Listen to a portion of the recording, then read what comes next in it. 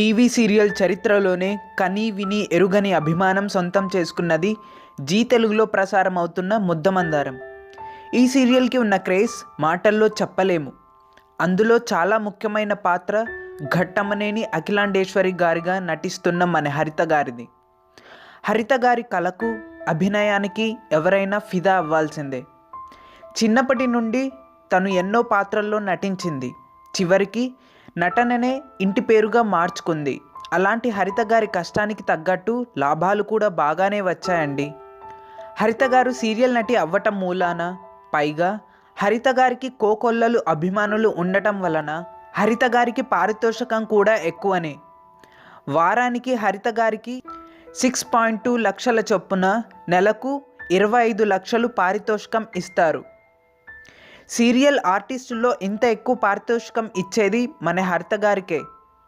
దానికి గల కారణం హరిత గారి నటన మాత్రమే. ఇలా మన హరిత గారికి సంవత్సరం సంపాదన అక్షరాల 3 కోట్ల రూపాయలు.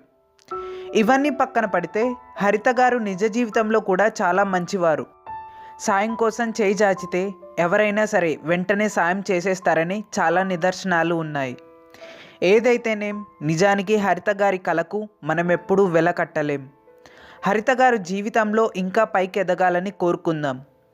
ఈ వీడియో మీకు నచ్చినట్టయితే లైక్ చేసి అందరికీ షేర్ చేయడం మర్చిపోకండి. హరిత గారికి మీరు అభిమానులైతే ఎస్ అని మీ అభిప్రాయాల్ని కామెంట్స్ రూపంలో చెప్పండి. Thanks for watching.